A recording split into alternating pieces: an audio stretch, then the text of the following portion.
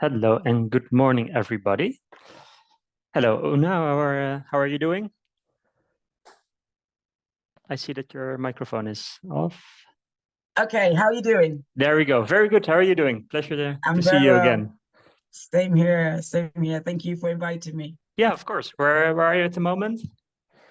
I'm in India. Ah, So I'm doing some work with MIT in India. So yes, it's a different time zone for us here. yeah, exactly. Than in the UK normally. No, that's great. Thank you so much for joining us today. My name is Michiel van der Water. I work in the student advisory department. And today I have the honor to introduce you to Dr. Ona Newton. She is the CEO of Tobams Group, founder of Loving Woman, and she studied with us or finished studying with us in 2023. Yeah, today in our webinar, what our aim is with the webinar that we organize with our alumni is basically giving them a platform, but also introducing the different pathways that people have followed after studying with us, but in general also what professional pathway they are following. So for today, as some of the viewers are new to SUMAS, I will give a short introduction about SUMAS and what we do, our campuses and programs that we organize. Then I give over the word to Dr. Una that will tell more about sustainable education and skill development. Also, she will talk about her experience with us, and we will end up with a Q&A session. In the bottom of the Zoom video, you see Q&A. If you have any question throughout the session or at the end, please put it in there so we can help you further with your questions. So yeah, without further ado, let's start with a small introduction. SUMAS was founded in 2012 by Dr. Ivana Modena. To be one of the first, or no, actually the first business school that taught solely in business and sustainability. We started in our Lake Geneva campus in Gland, which is on in between Lausanne and Geneva, so in the west corner of Switzerland. And we also, since 2019, have a campus in Milan. And we also have fully online courses that we run via our online campus called Moodle. So a short introduction of our both campuses, the Lake Geneva one in Gland, as I said, between Lausanne and Geneva. We are in the headquarters of the WWF and the IUCN. And we also, if you study on campus with us, organize student projects with these institutes, but also with many corporates like Procter & Gamble and other companies. So in terms of activities, you're on the lake, so in the summer it's great to stay around the lake, go on a boat, but also there are lots of mountains around, so it's beautiful for hiking and skiing in the winter. Whereas our Milan campus is it's a metropolitan city, of course, very vibrant and beautiful. And we are in a fashion area with neighbors as Giorgio Armani, so many beautiful companies also there where we work together with corporations and organizations on projects on sustainability. We also offer the online campus because we, of course, also have tailored programs for students that also work simultaneously. So in order to be able to combine that with studying our MBA or master, our bachelor program, we do not run it via the online, but we do offer also hybrid or live streaming. To start with the hybrid campus, it means that you can study one semester on campus with us, and the remaining subjects, you can follow them online. So you have a little bit of both. Same goes for live streaming. In some cases, we have students that are, especially for the bachelor, that are not old enough to open a bank account in Italy or Switzerland, for instance. So they follow the first year with us via live streaming. And afterwards, they move to either Milan or Switzerland to study on campus with us. So up to some point, we are flexible on that to help you in your ideal situation. So one important question, of course, we will also, Dr. Ona will talk about this later, but it's also why do we do what we do? And an important thing is that there are more and more jobs in sustainability, and it's also a very important future for all of us. And what is a very interesting report is the one from LinkedIn, and it's called the Global Green Scale Report. It comes out around September or October each year, and they delve into the skills of LinkedIn users, but also of the jobs in sustainability. And there's a rapid growth in the amount of jobs. In 2017, on a worldwide search, we found 56,000 jobs. And for this year, it's over 350, 400,000 already. So it's really great to see that more and more companies, but also due to legislation and rulemaking, there's a positive transition in green jobs and also in green operations by companies. And if you look a little bit at the future, the International Labour Organization estimates that over 20 million jobs in the green economy will be added by 2030. So it's a really great step to step forward to follow a study in sustainability and business. It's also actually that the chances of getting a job in sustainability is up to 30% higher when you have at least one so-called green skill or sustainable skill. And what they also found is that the market is growing by 10% per year for green jobs. And actually the people obtaining the green skills is only developing with 5%. So there's an exponential gap in that as well. Last two slides from my side. A quick run through of our academic programs before I give over the word. As I mentioned before, we have to start with the bachelor program. It's a Bachelor of Business Administration. We offer the Master of Arts in Management. We offer the Master of Business Administration. The difference between the two of those is that the MBA is more on the quantitative side, such as global economics, accounting, and finance, whereas the Master of Arts in Management is more on executive leadership and helping develop also with different cultures within companies. And as a last part, we have the Certificate of Advanced Studies, the CAS, that we offer. And what it basically is that you follow one of our major topics. So the majors that we offer is sustainability management, sustainable fashion management, sustainable hospitality management, sustainable tourism, and sustainable finance and digital innovation. So this is one of the subjects basically that you can choose before studying with us.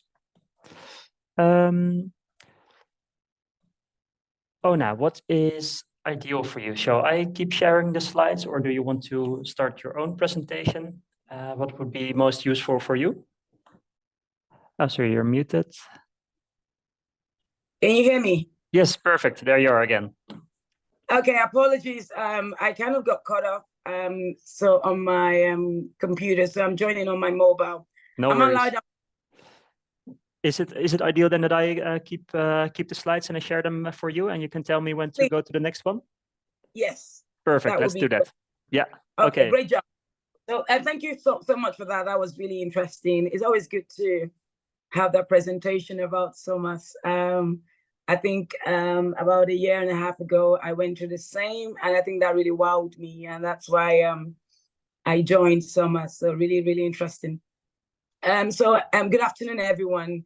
My name is Dr. Ona Newton, and I'll be talking today about sustainable education and skill development. So this is around focusing more around empowering individuals, looking at the community, and how we can really build a sustainable future.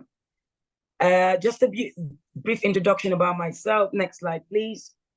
So I am a serial entrepreneur, and My focus is mainly on strategic change, leadership, sustainability as a whole.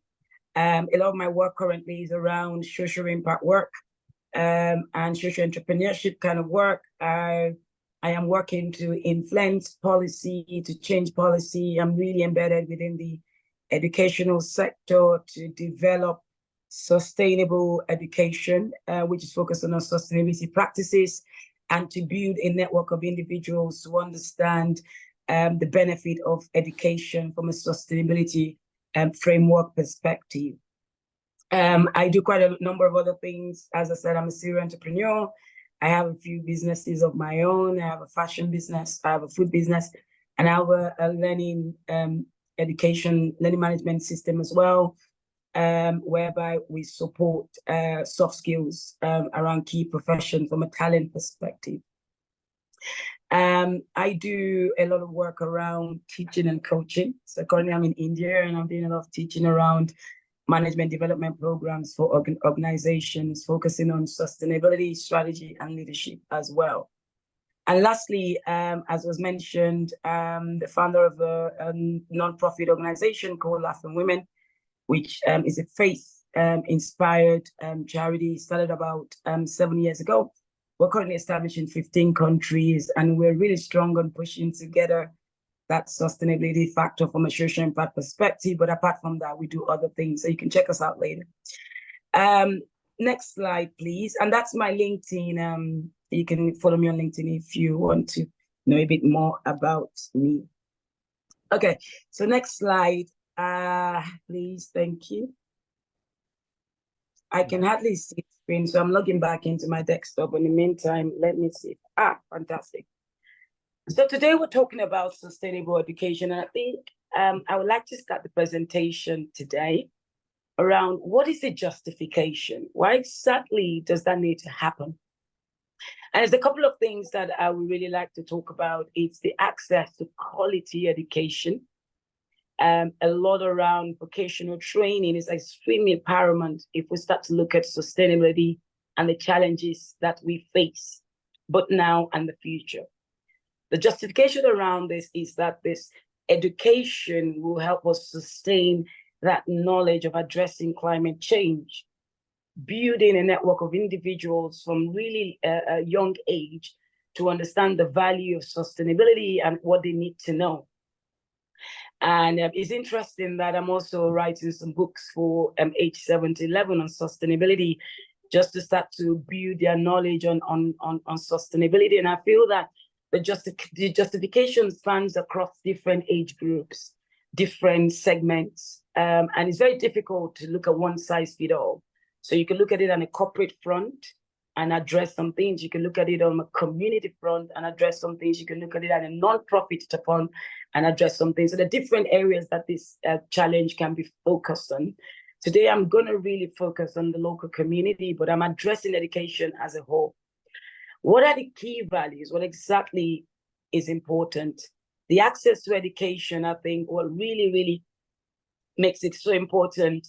And for me, and through research, I found out from quite a number of voices as well, saying that we need to remove the barriers, okay? That hinders that fostering of inclusivity in the journey towards sustainability. There's so many barriers currently in there around the journey of sustainability, especially from an education front. Now, another key justification is the lifelong learning. I don't think sustainability is something that you actually work on, learn, and pack it up. Unfortunately, it doesn't work that way. There's a continuous improvement and continuous drive at every facet. You know, you have to improve something, you have to make a change. And because of the dynamic process of change in the climate, in the environment, in the tech industry, there's so much dynamic process of change going on in the world currently. It clearly means that as we educate ourselves, we need to push ourselves further to make sure that there's a continuous improvement with that education to solve the needs and the problems or the challenges that sustainability currently creates for us. And the third thing I would like to talk about the justification is equity, fairness, equality in educational opportunities. we have to improve that as well. It is very important. And when we say sustainability and when we want to build the knowledge across, we cannot segment or separate some sectors. We got to make sure that we have a collaborative thinking of engaging multi-stakeholders across each front as we move towards our sustainability education journey. Thank you. Next slide, please. Perfect. So what I'm going to talk next about is what is the importance of sustainable education. Now, let me give a really brief scenario of what this means, not from a theoretical perspective, from more practical.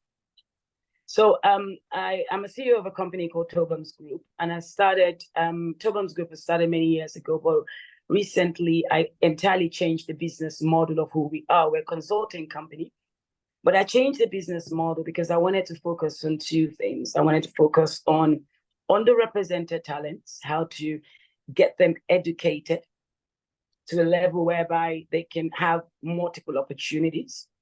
How do I create that front of talent acquisition, especially in Africa, to support interns and university graduates? Currently, we have over 4-point-something million graduates without jobs, to be specific, in Nigeria.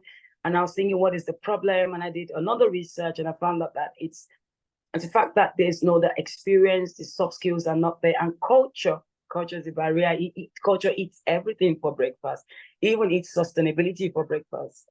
I just found that recently. So culture eats everything. So there's that culture barrier. So I thought, okay, what can I do differently? So I looked at all the models that were available. There were a lot of educational models that were available, but what was missing was actually understanding the gap, okay? And improving that gap, and then paving the way for the person that has been improved to improve somebody else. I believe that's what makes it more sustainable. So we're not just evolving our training and development to develop one, we're developing one to train millions. So basically it's like a pyramid. So we're creating sustainable education to allow people learn and also have that motive to be able to teach others. Then it becomes a chain. I believe that the networks of sustainability education that of course now breaks at every point. So you learn and then you want to give out your learning, but then you don't understand how you can continuously embed somebody with the same kind of knowledge and build that person up to take that to the next level, and that carries on. So I decided to create that model. A very difficult model because it doesn't exist currently. It's almost like I was up to kind of swimming in a deep ocean. But we're more stable now because we have a good model that works. We have a lot of traction. We have thousands that we engage every week. Data is a big part of this. We started pulling data together to understand what the needs is and what exactly do we need to encourage them on, and how do we need to develop their skill set. Now, the difficulty in this is the fact that how do you understand the gap and what exactly do you want to train? Now, when you train someone in sustainability, do you just want to give them the awareness? Do you want to give them more than the awareness?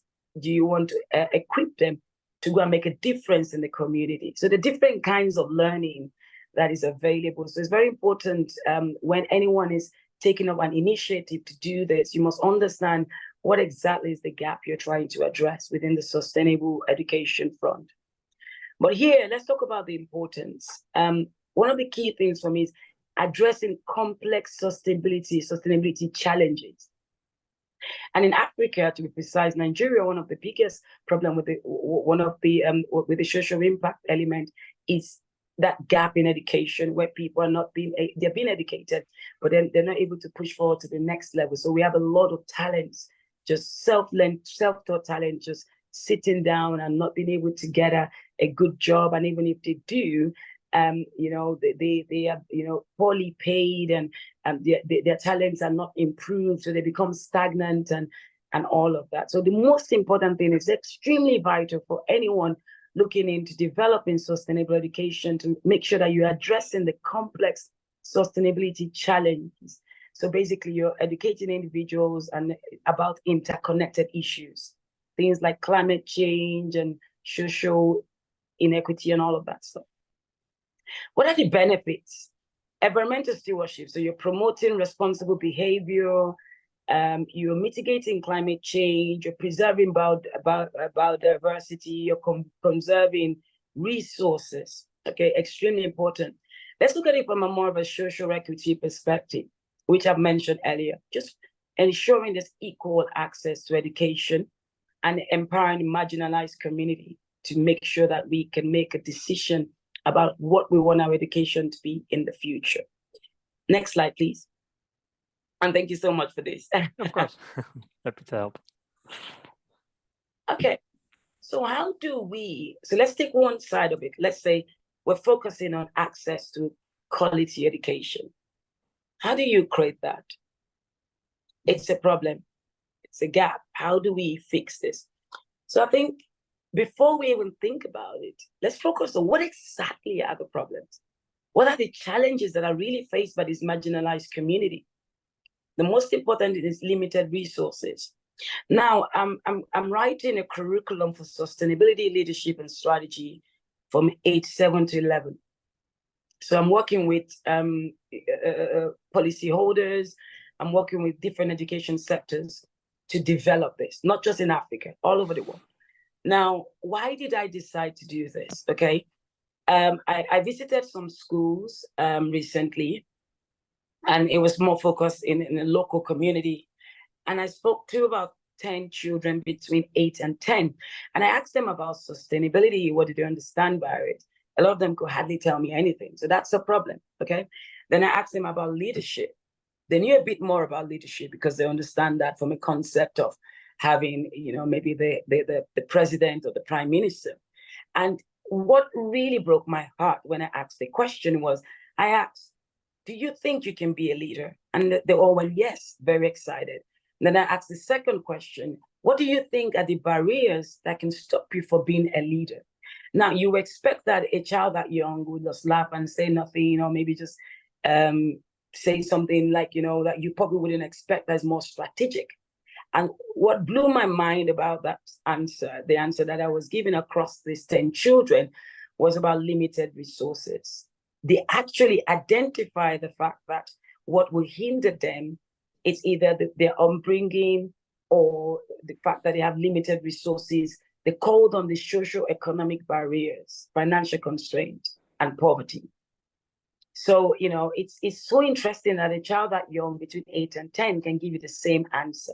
So they already know what leadership means. Some of them are still trying to find out what sustainability means, but there's a big gap there if we are not training them. Now, come back into the Western world, ran the same research. What I found out that it was not really a case of socio-economic barrier like financial constraint that was the problem. What was the problem was the know-how. How do we know how to be great leaders if we don't start to learn it now? And if you look at some of the SDG goals, it's really focused around this equity of education and making sure that we are providing the right sort of education for people to understand, or you know, individuals to understand this. So I think this is a big problem. Okay, so it's not going to be one size fits all. One person cannot solve it. A lot of people have to get involved in sustainable education to be able to push this forward. And one thing I love about SUMAS, now I went through so many schools when I wanted to study. So I finished my PhD with Warwick University, and I thought, okay, I want to do another MA. Everyone thought I was crazy, but no, I wasn't crazy. I wanted to learn about sustainability. And I went to so many schools, and I found out that SUMAS stood out for me.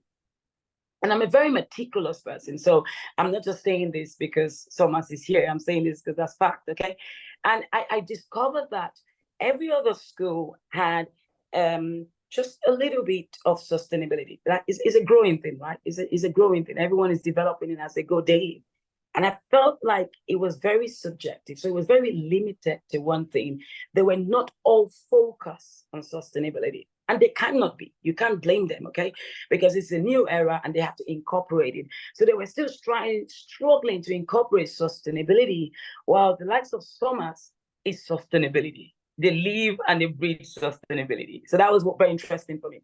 The second thing that was really important for me was the fact that I was not just going to academians that were more focused on just theory.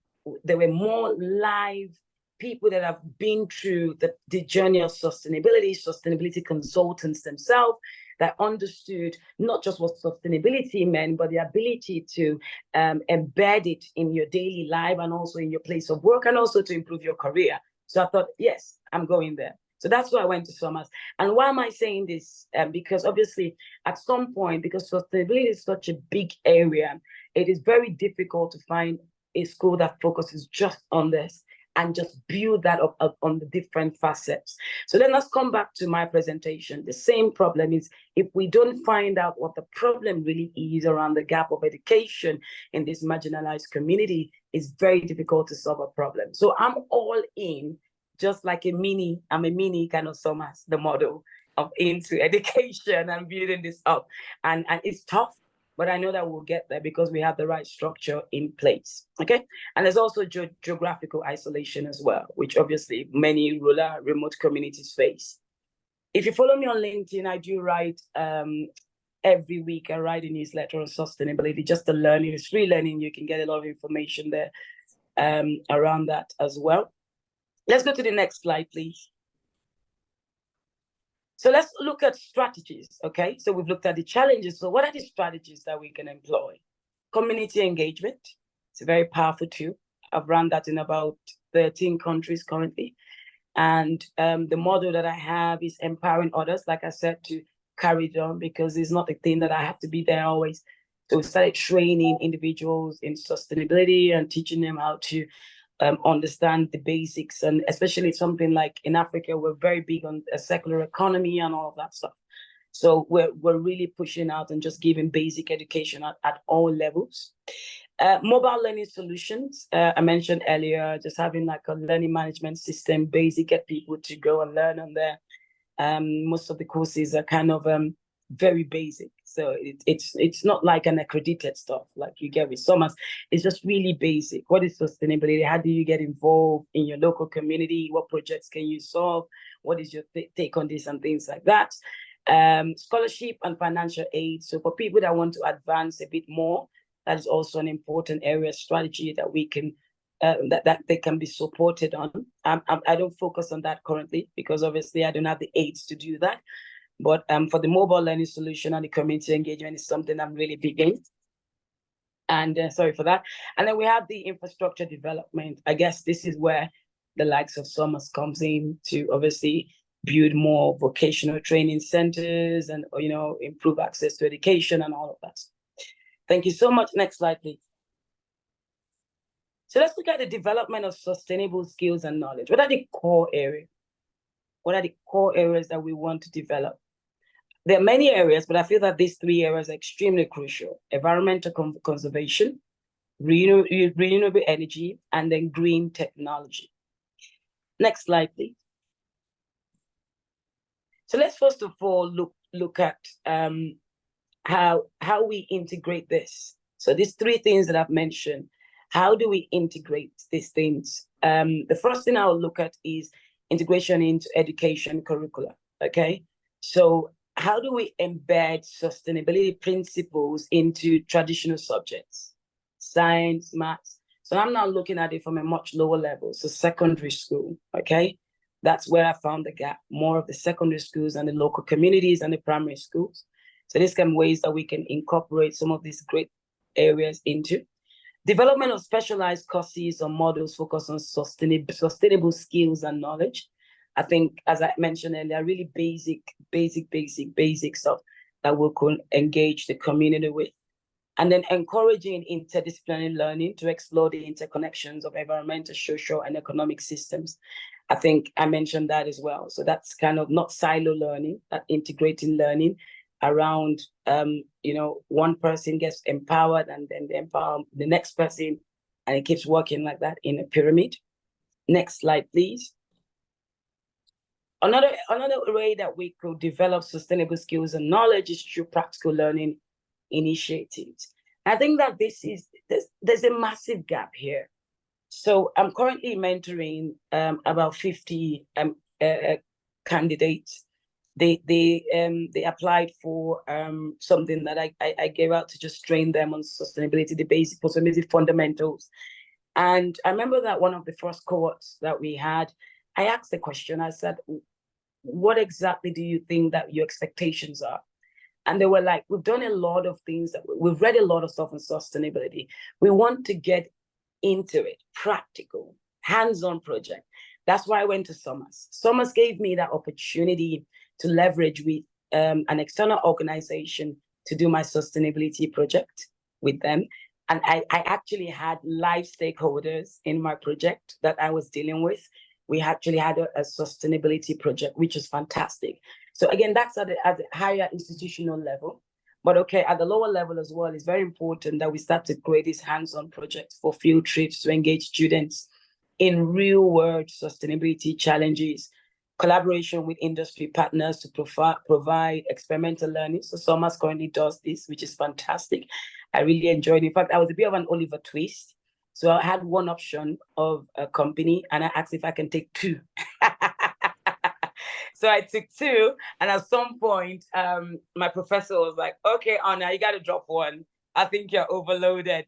But it was my fault because I was super, super ambitious. I just really wanted to gain so much knowledge from those two companies. But I did at the end with the support of the professor. She was able to kind of, okay, let's take this as your main project, and let's take this other one as just kind of, you're going to work along with them, not necessarily to submit anything at the final point. So again, isn't that great? I got to work with two organizations with my final project with SUMAS. So that was really good. So this practical training initiative is extremely important. Internships. And that's with my project in Africa, that's a big problem. People don't have where to intern. And I don't think it's an African problem. I think it's all around the world. Internship, I mean, you go to places like Microsoft, they allocate maybe 10 a year out of hundreds of thousands. So we still have a big gap there. So we should create more hands-on projects to get people to have understanding. Mentorship project is very important. For some of you that already SUMAS alumni, it'd be very good for you to start to create some creative groups to start to mentor as well. I think it's very, very effective as well. And I'm looking forward as well. I know that the other opportunities with SUMAS around this, I'm yet to explore that as well. Okay, next slide. So let's look at empowerment for participation in the green economy. We'll talk about the education role. We've talked about youth and adult empowerment, slightly with some of my case studies there. And then there's entrepreneurship and innovation. So let's go to the next slide and let's look at how do we participate in these areas, participate in green economy.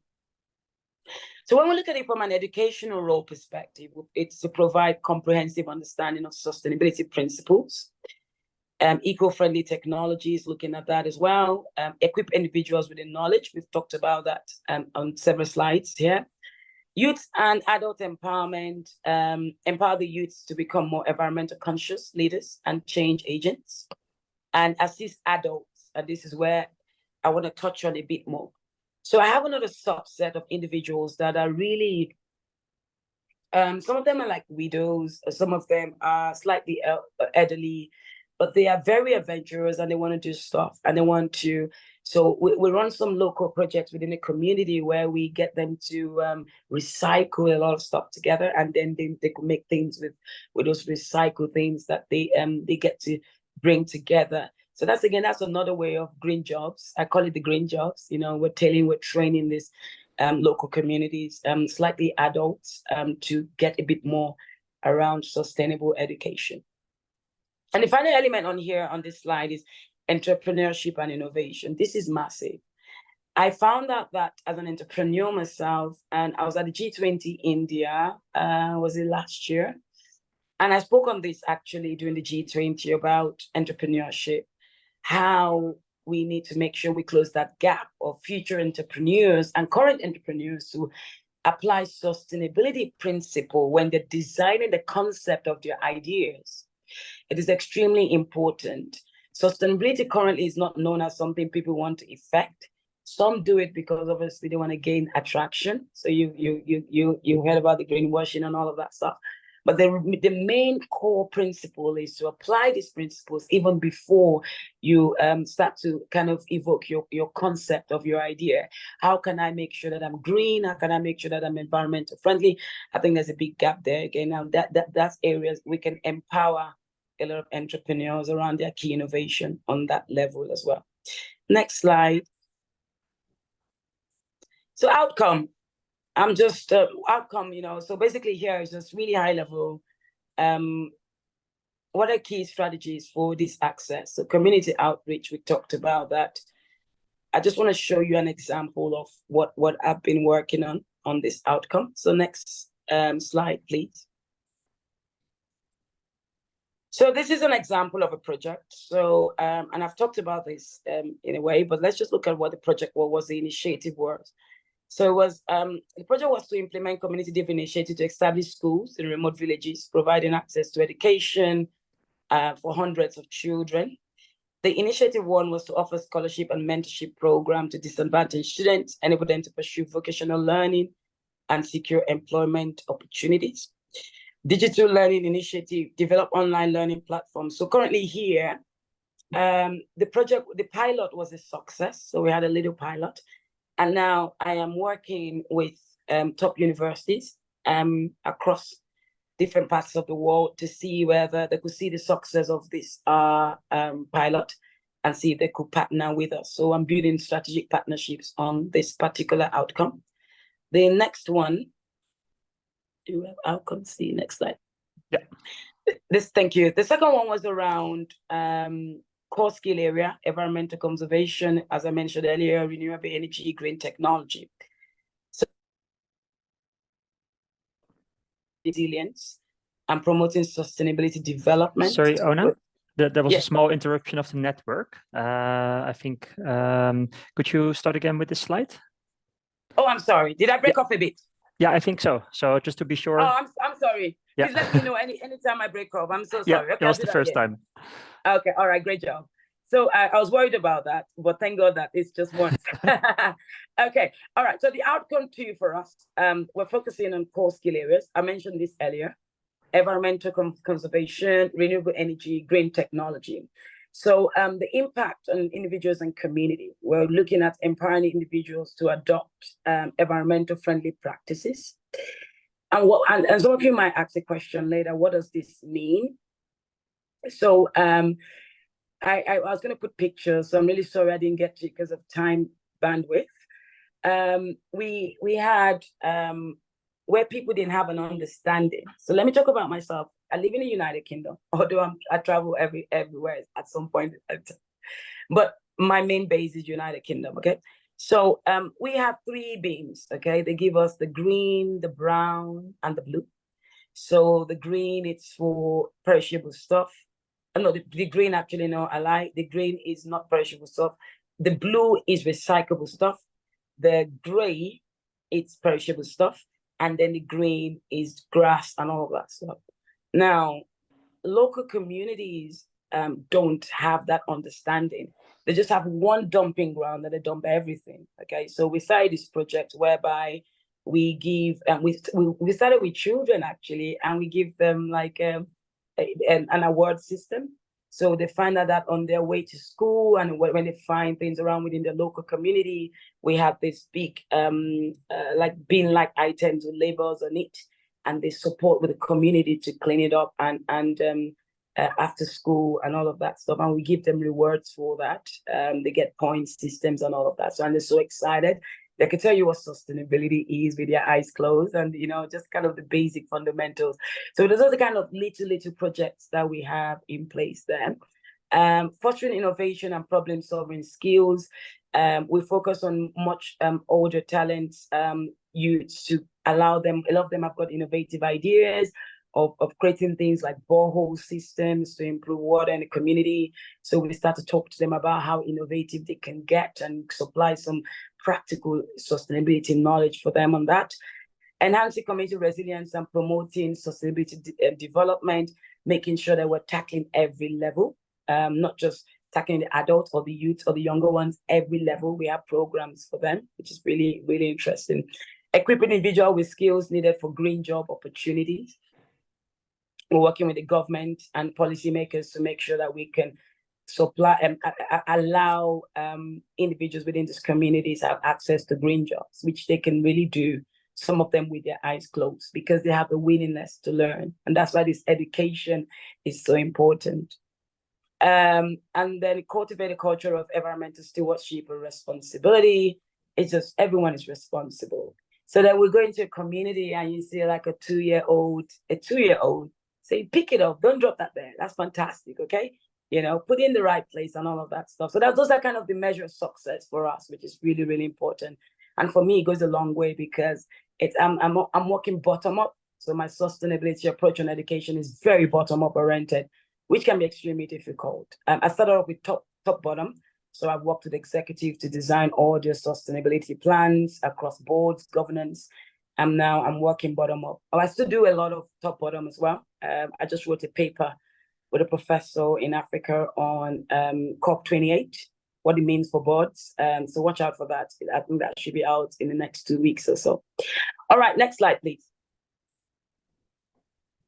So outcome 3, empowerment for green economy participation. So these are some of the success stories. Youth entrepreneurship training. I'm really excited about that. I'm partnering with quite a lot of organizations to do this. Adult retraining around renewable energy careers, community conservation project, local managing local resources. There's I can't remember now, but there was a project that Prince William supported. I think it was Kenya, about this lady that made this stove. She kind of made it. I can't remember now. It's a shame I've forgotten. But those are the kind of things that we're trying to promote.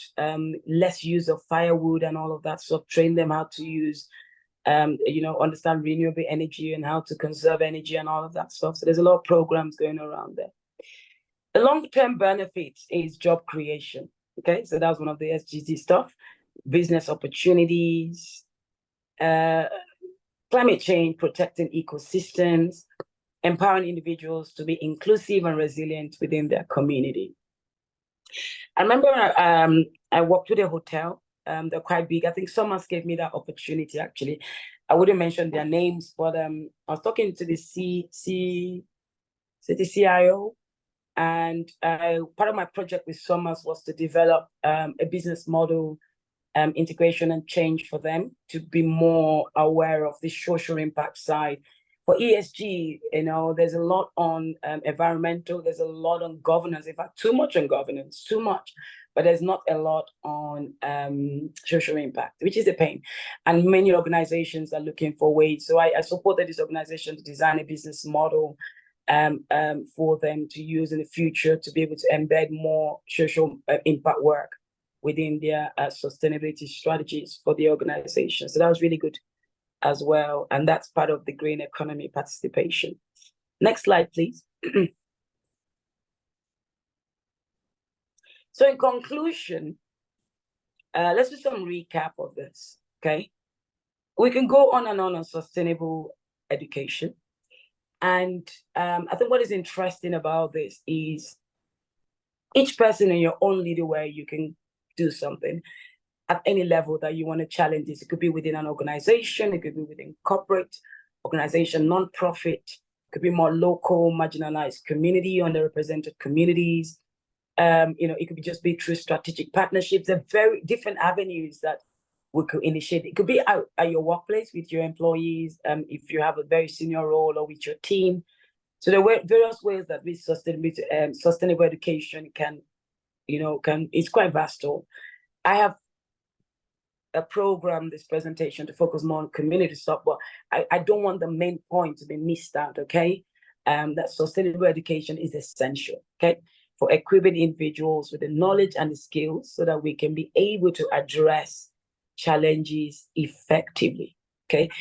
This is the mantra, okay? We gotta hold this as sustainability advocates across the world. You must always remember that. And then another thing is having access to the education. So for example, SUMAS is an institution that have created that access for us to be able to come and learn more on sustainability, which is extremely important. But also, as I said, there are also other levels, other areas that might need this. Maybe not at the level where SUMAS is, but there are other levels bottom up as well that we could promote sustainable education, which I think there's a big gap, a very, very big gap in the market. Some of my SUMAS alumni and current students, we've decided to write a white paper.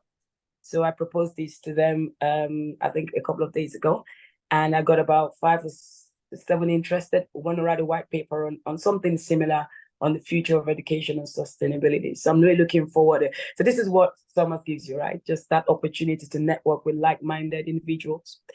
And then again, let's focus on one more point there: increase access. So we want accessible education, but also increase access. So it's never too much to quality education of development of sustainability skills or sustainable skills, and the empowerment of participation, especially in the green economy, is very important. Everyone must participate at all levels, including the 5-year-olds. Okay. All right, so that next slide, please, as I round up.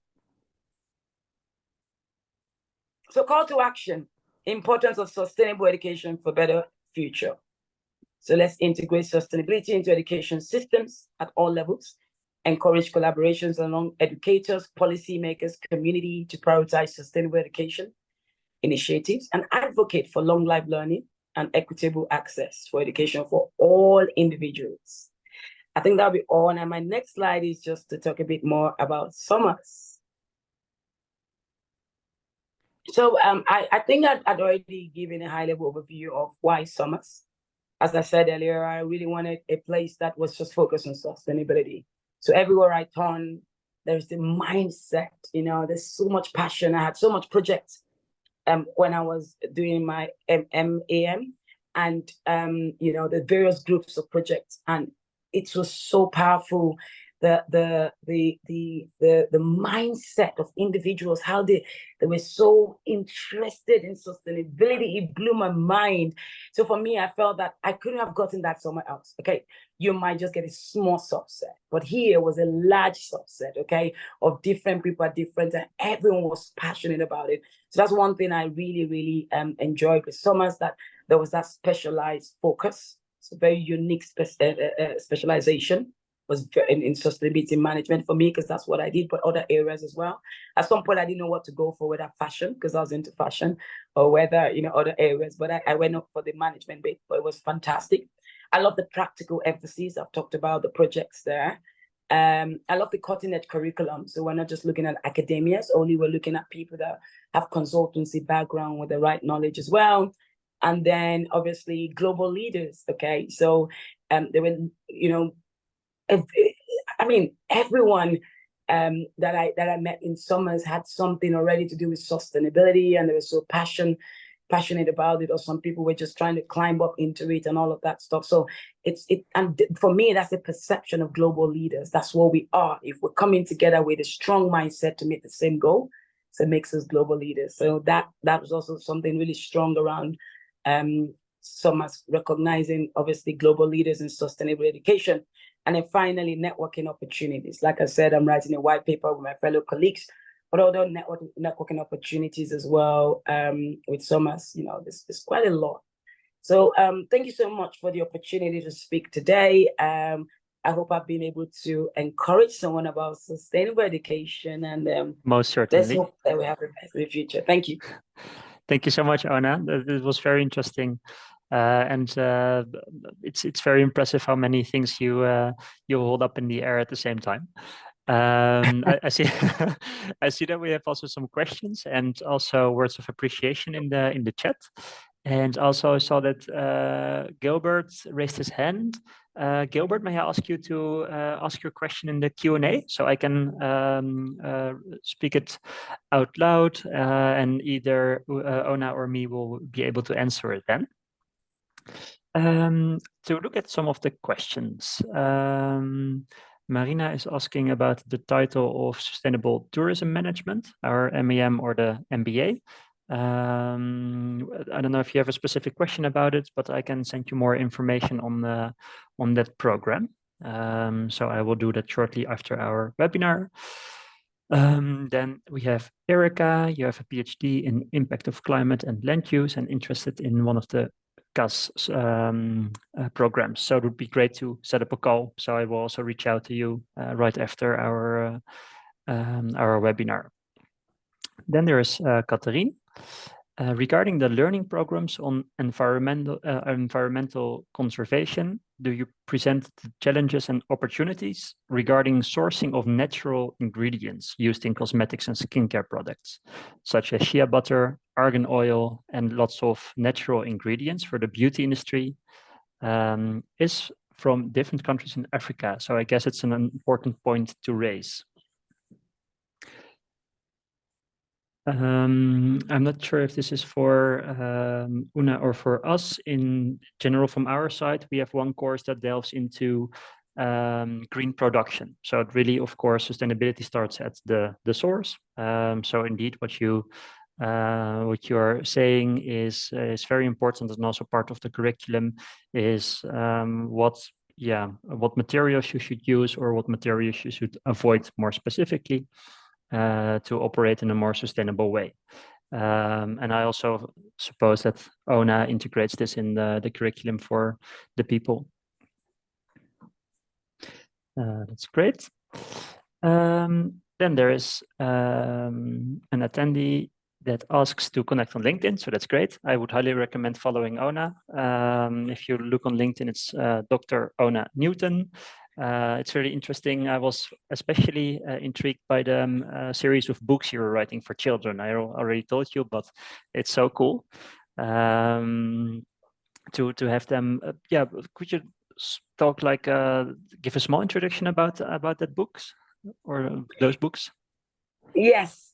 So we're the title is Creating Sustainability Champions, Sustainability Heroes, and when I found out that this gap, I did a little research and I found out that there's nothing out there to support children from age 7 to 11, which I'm targeting.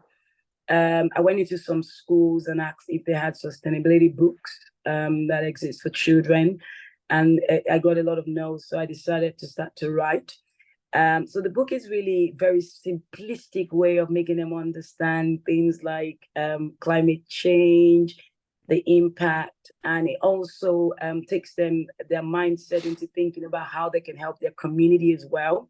So there'll be mini projects in there. My aim for that is schools can embed this into their curriculum, so they could work with the children within local communities across different schools around the world to utilize sustainability projects, and then in a way just embed the principle. So it's very light. It's very and quite difficult because we're trying to break down the language to make it really simple so they can enjoy it. So we've got 12 series that we're writing. I've got on sustainability, leadership, and strategy. I've only started the sustainability one with my team, and we should have the first book out by the end of July. So I'm really excited about that. So amazing. Obviously, please link up with me if you want to know a bit more about that, or if it's something you're thinking of doing as well. Why not? The more the merrier. Let's brainstorm ideas. Okay. All right. Yeah. Thank you. Perfect. Someone is asking about the sustainable model that you developed. Is there any paper written, or is it on your website, or do you post about it on LinkedIn? What would be the best way to, or did you have it? Do you have it in writing somewhere? Yes. I have kind of a few sustainability models that I have created. I have not established any of them yet. The one that is, when I mean established, I've not written or published any one of them yet. I just completed one for the boards, models that the board can use to support sustainability initiatives within organizations. I have another one that local communities can use. I have a business model implementation plan. So reach out to me. I'm happy to share some of that. I'm working on creating some white papers on this and publishing this.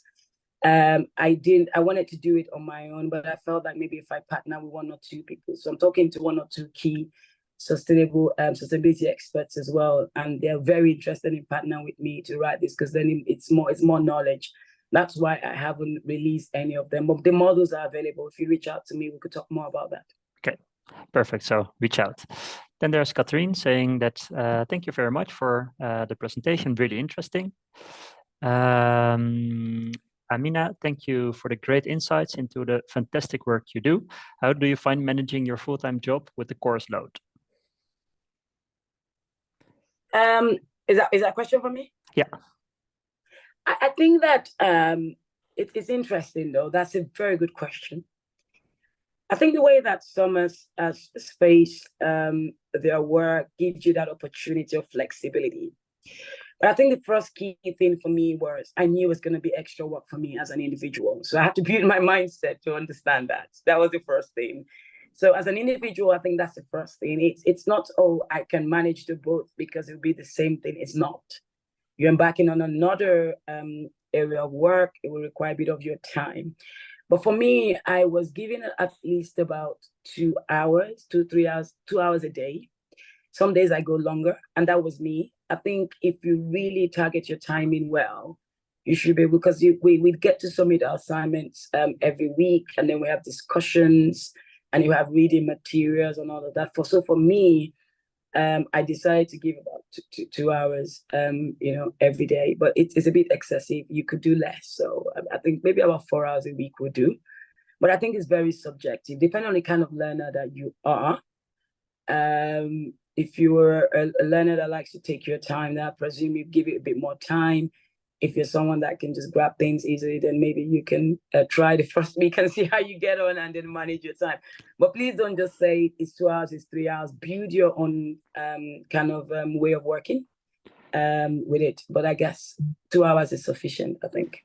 Exactly. And some courses come easier than others. It's also, of course, a little bit fluctuating the time spent on it. Yeah. And then Soraya would like to know, how did you choose even at the end sustainability management and not sustainable fashion? Like, what did you do in your approach to choose for one or the other? So I felt that I love fashion and I have my own fashion brand, but I thought that if I do sustainability management, I get a bit more or kind of an all-rounder. Didn't want to focus on fashion alone because I had projects from the entrepreneurship side of things, innovation, education, and I felt that that was the best for me. But SUMAS was really helpful because you will have informal chats where they go through each one of these in detail with you to let you know. And what was interesting for me was I was asked on what exactly do you want to do? What are you doing? And by the time I gave that kind of overarching breakdown of what I'm doing, it just seems like the management was the best for me. Yeah, no, indeed, we can help with that. We offer you calls with student advisors like me, but also with our academic director. So it's just for everyone that is interested or is in doubt about something. So we are very much able to help you, guiding you into the right program.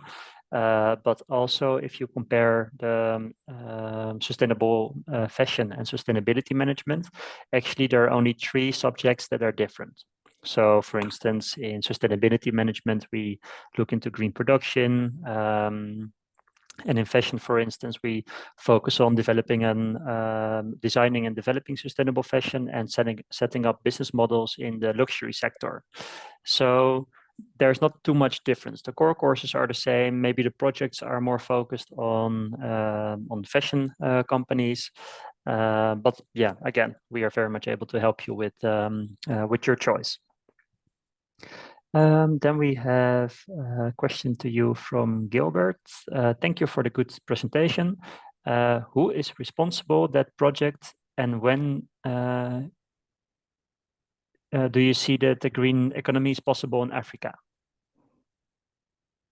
Okay. So can you ask that question again? Yeah, so who is responsible for projects in Africa, and when do you think or see that the green economy is possible in Africa? So it's interesting. That's a very interesting question. So we have cohorts of different individuals who are also extremely interested in sustainability. And what we try to do is, as I said earlier, it's very difficult for you to create something and think that you can manage it all. So it's based on that empowerment and the model that we create. For me, it's a case of working backwards in terms of what the needs are, okay, understanding the needs and creating an economy that can support that, to build an ecosystem with a model that works, a very simplistic ecosystem. Now, one of the biggest resistance that we have, obviously, and that is always a factor, is the financial constraint.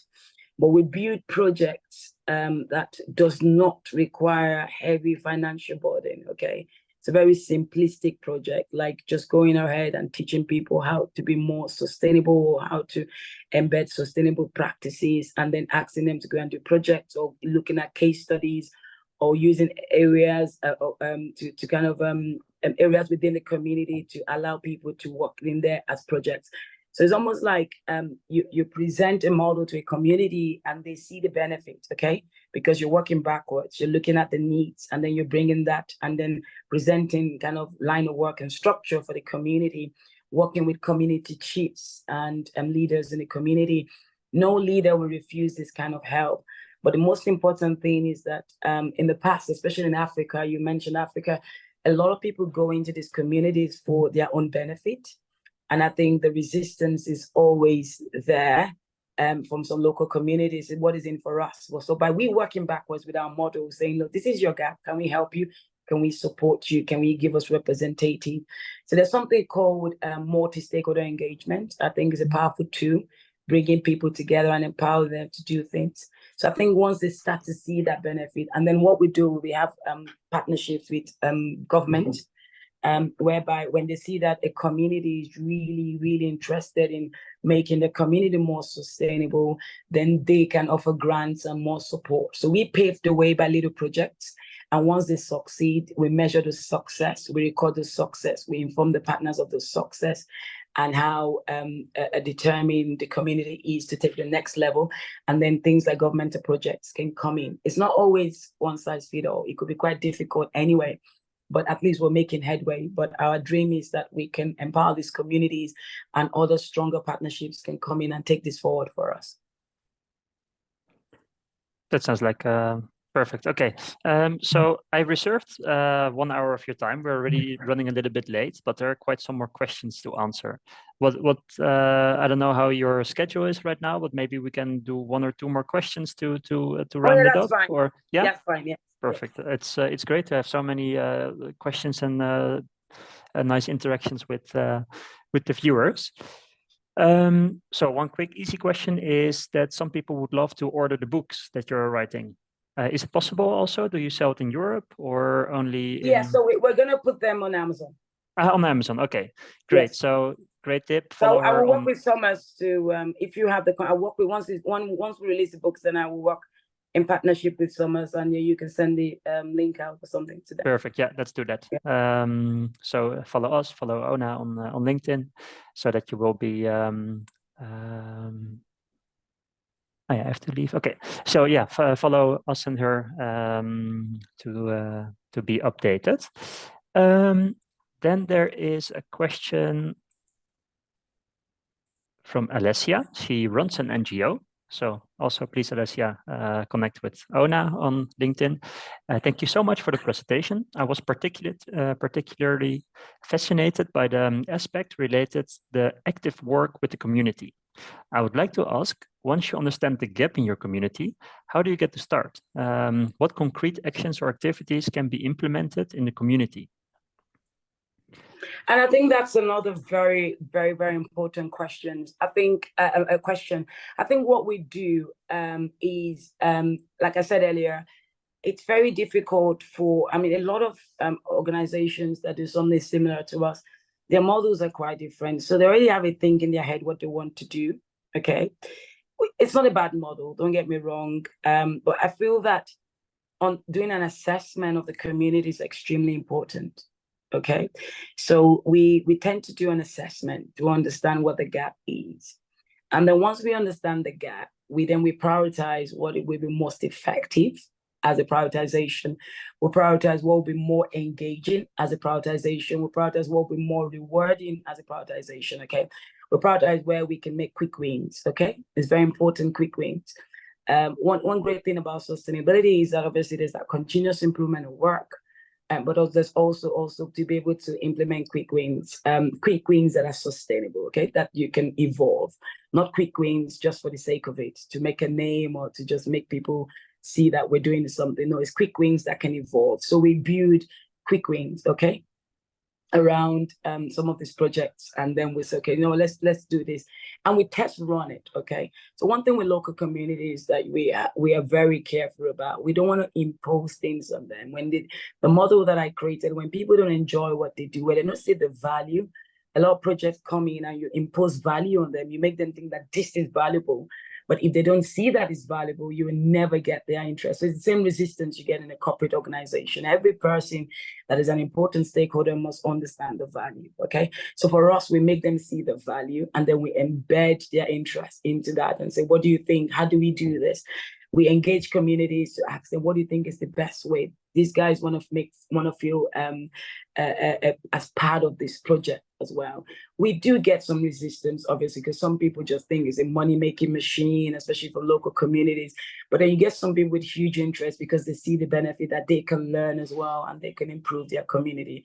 So it's not one size fits all. We treat every community different, but the model is standard in such a way that it allows that assessment to be done right and to know what exactly the needs are, and then to be able to prioritize the needs. And then from there, we're able to evolve the projects going forward. So that'll be a very good approach for anyone willing to start something like that. Whether in a local community or not, anywhere you go, that assessment is important. Even in an organization, you can start assessing to understand how you can, conserve energy across the organization, starting with changing the light bulbs and all of that stuff. Those are basic things that make impact as well. Great. So nice. So then there's a last question, and that is, what pages on, for instance, LinkedIn or people are you following to get inspired, also to keep updated from developments in terms of sustainability, sustainable development, innovation? Do you have some tips on what to follow? And I like this. This is very interesting. So I mentioned earlier that I did a lot of bottom-up. I found that bottom-up sustainability, it's very scarce. Top-bottom is very common. So for me, I drive with needs, and I build knowledge on that. I look at a lot of institutions like SUMAS, some of their projects and their case studies that they offer. So we had a lot of case studies during studying, a lot that really supported that knowledge. I also look at organizations that are focused on green economy. I look at my like-minded individuals like myself on LinkedIn, on key elements on what their models are. The thing is, I'm ready to give my models out because for me, it's implementing that model is another big deal, right? It's not just knowing the model. So you can know the model, you just have to implement it. So a lot of people have models that you will never see. They will never really want to share their models. Some of them have the consulting kind of structure that is more like bring us in and we do it. So for me, it's almost like a self-taught understanding, obviously with the help for reference on SUMAS, and then a lot of community studies and a lot of analysis of what exists has really supported me to where I am today.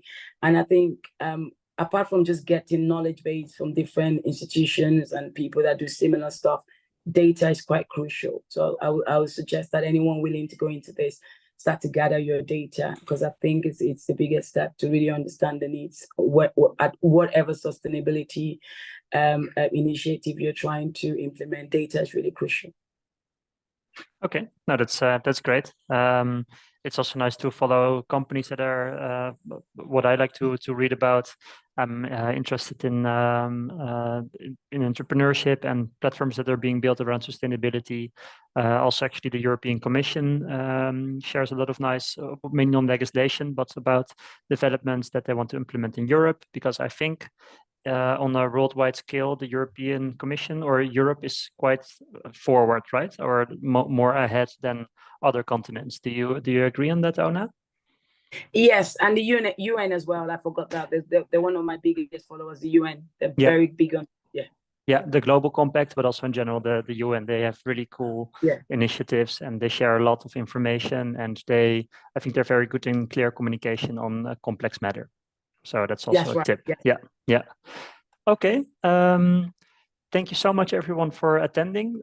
This is recorded, so it will be posted on YouTube, and you'll receive a follow-up when the recording is ready.